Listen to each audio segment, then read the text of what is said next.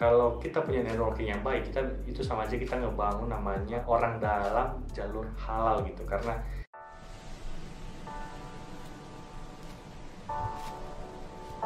yang kedua adalah ketika lulus kuliah, yang pertama itu adalah networking. Punya kenalan di mana-mana itu enak cuy, sumpah. Siapa tahu 10 tahun lagi, teman-teman yang awalnya kenal di organisasi, ternyata nanti ketemu di perusahaan, ternyata dia bosnya, ketika ternyata dia manajernya, atau ternyata dia yang founder atau ya ownernya gitu kan, lebih enak. Tinggal wah, kamu yang pernah bantu di organisasi dulu, itu kalau rekam jejakmu baik. Tapi kalau buruk, ya hati-hati dong ditandainya dong. Makanya perlu menanam ya sifat kita yang baik kepada teman-teman siapapun yang di organisasi ataupun di kampus gitu.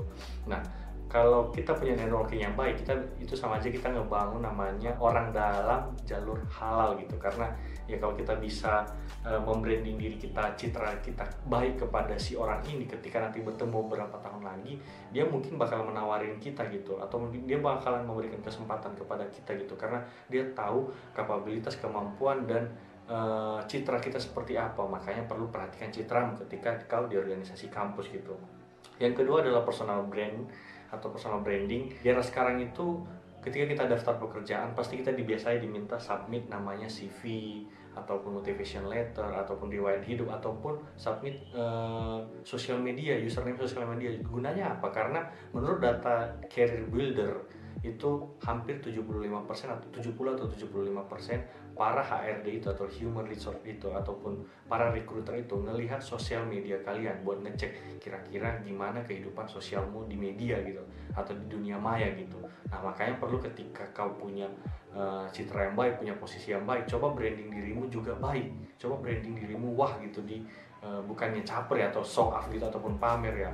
Bukan, tapi kita lebih ke manfaat ke depannya gitu kan. Tujuan kita sebenarnya memotivasi orang, bukan untuk memamerkan keseharian kita, tapi kita pengen ngasih tahu bahwa oke, di organisasi kalian bisa belajar ini. Nah, itu sebenarnya bisa dibedakan di situ ya. Bukan pamer, tapi ngasih tahu manfaat yang kamu dapatkan dan motivasi para followersmu di Instagram. Nah, ketika citramu sudah terbangun di sini, ya kamu bakal lebih mudah untuk daftar pekerjaan. Ketika nanti recruiter ngecek Instagram ternyata sosialmu bagus, ya itu bisa jadi nilai plus gitu bahwa kamu orangnya memang ya cocok untuk perusahaan mereka. Tapi itu tergantung divisi yang kau pilih ya. Semisal teman-teman aktif di sebuah organisasi sebagai staf bidang atau divisi public relation, dan kau di internet itu ternyata ada jejaknya, mungkin dari posisimu, mungkin kau pernah berprestasi di sana, atau mungkin kau pernah menciptakan sistem yang bagus di sana. Nah, ketika recruiter nge-search gitu namamu, misalnya namamu adalah Denius misalnya, Denius, jadi muncul di situ artikel-artikel yang pernah ngebahas kau, postingan-postingan yang berkaitan dengan kau. Nah, di situ kalau bisa